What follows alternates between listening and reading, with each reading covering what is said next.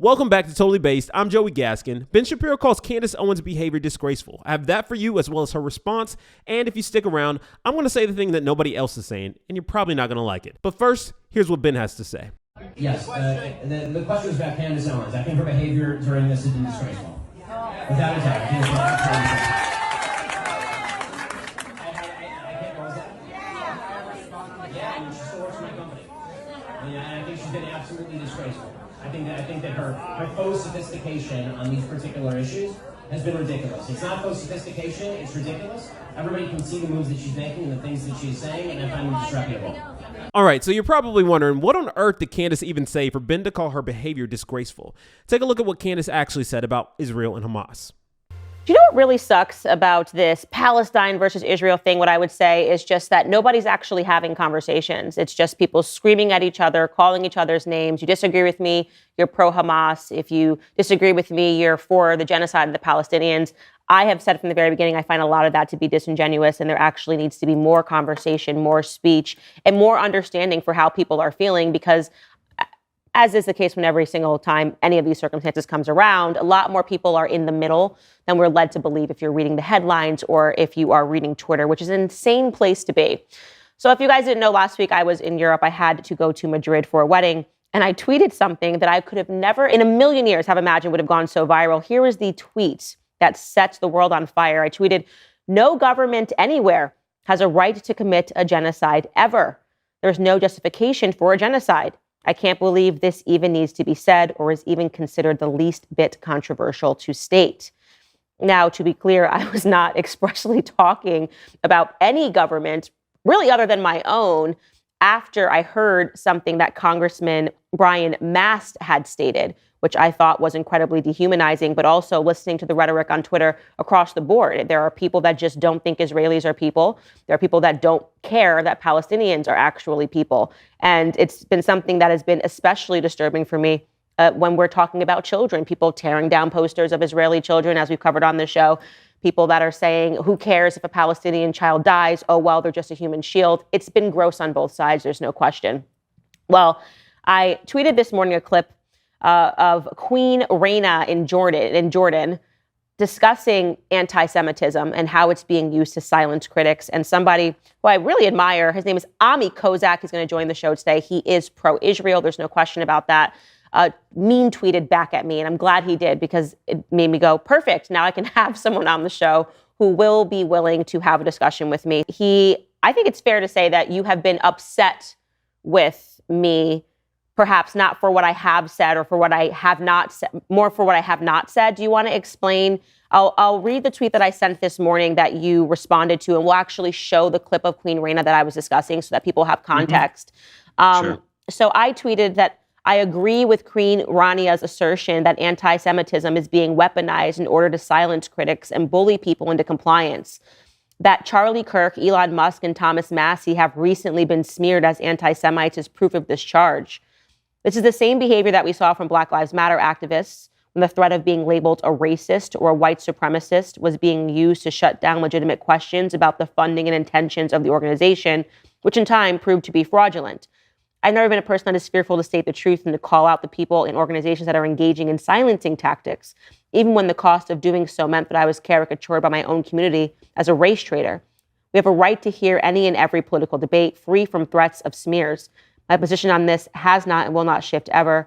More speech, not less. And if you don't mind, could we just pop in and show what exact clip I'm talking about? Because the internet will then find something crazy that Queen Rania has said, and then suddenly they're going to be like, you agree with this? I don't know anything else she said. I was simply agreeing with this statement that she made. Let's show that clip right now.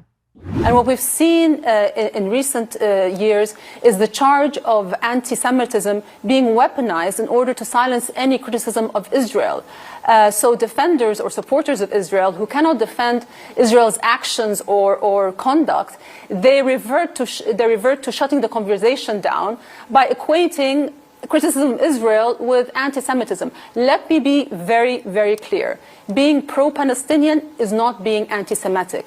Being pro-Palestinian does not mean you're pro-Hamas or pro-terrorism. I personally don't feel like anything is wrong with what Candace is saying. Candace is not saying that she's taking a side. She's not saying she's taking Israel's side. She's not saying that she's taking Palestine's side. She is just simply saying, hey, I don't believe in war on either side. I don't believe in genocide. I don't believe in this whole call for America to be involved in other nations' wars. But you see, Ben Shapiro feels that if you're being silent on the issue, that means that you don't care about what's happened to Israel. Now, Candace Owens is not saying that at all. All she is saying is that, hey, I don't like war, and I don't believe that we should be pushing that. Also, as Americans, we don't really know what's going on. We have a ton of things that are coming through the media from one side through the other, and it's leaving people in a very confused place. They have to take a side. They have to pick Palestine, or they have to pick Israel. And now you're wanting me to pick an issue just because you feel a certain way. That's not very fair. Now, what also isn't very fair is he's her boss. Here he is in public, and he's speaking to a crowd of people. They ask a question about her, and he shames her in front of the entire room. I personally think that is wrong, and I believe that he owes her an apology for that. And so Candace, who's normally the queen of the clapback, she decides to take the high road, and instead of airing out their personal issues on Twitter, she decides to post this instead, saying, "Blessed are the peacemakers, for they shall be called the children of God. Blessed are they which are persecuted for righteousness' sake, for theirs is the kingdom of heaven. Blessed are ye when men shall revile you, and persecute you, and shall say all manner of evil against you, falsely for my sake. No one can serve two masters. Either you will hate the one and love the other, or you will be devoted to the one and despise the other. You cannot serve both God and money." Adding below, Christ is king. I actually believe her response was very classy. And to be fair, I even agree with what she's saying. You know, anytime someone wants to criticize or say something negative about someone who's Jewish, anti-Semitism. Anytime someone wants to criticize or say something negative about someone who's black, you're racist. It's just a blanket statement just so you can actually say what is sometimes the truth. Now, this brings me to my point. This is what I really want to get to. Do you guys remember when Kanye West went on Lex Fridman and he said that Candace Owens wasn't allowed to bring him on her show? Do you guys remember that? They told Candace Owens I couldn't be on the Daily Wire. Like, you can't even explain yourself. They told Candace you can't be on Daily It's not Wire? even about, yes, she did. That's what they said. Yeah, you probably do. And do you remember all the commotion that was going on at that time with Kyrie Irving talking about the black Hebrew Israelites and Kanye West talking about the quote unquote Rem Media? Do you guys remember that? Now, Kanye West is saying in this interview, he's saying that he was censored by the Daily Wire. This is a company that stands for free speech, and they wouldn't allow him to come on the show and have free discourse with Candace Owens. Now, let me preface this. I like the Daily Wire. I like what they stand for. I like the stuff that they've done. I'm inspired by what they do. I want to do stuff similar to what they've done, you know? I like them. But what I don't like is that Ben stood in front of a room full of people and he shamed Candace like this. He diminished her speech. She's someone who speaks on his platform, and he diminished her speech in front of a room full of people.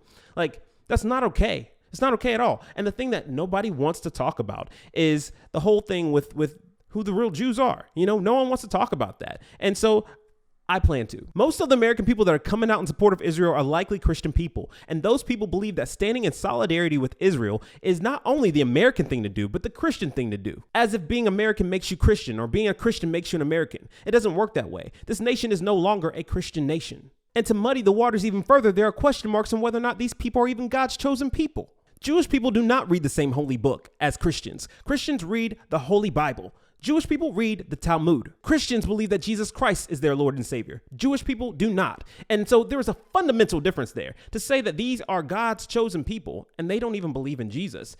That's the first question mark. And the second question mark centers around Kyrie Irving's initial argument about the Hebrew Israelites. So tell me, when is someone going to say something about that? And as for Ben, you owe Candace an apology. And that's all I have to say about that. So did you like that video? Well, if you did, you can always find more like it right here. And as always, stay tuned here on Totally Based for more news and culture. See you guys.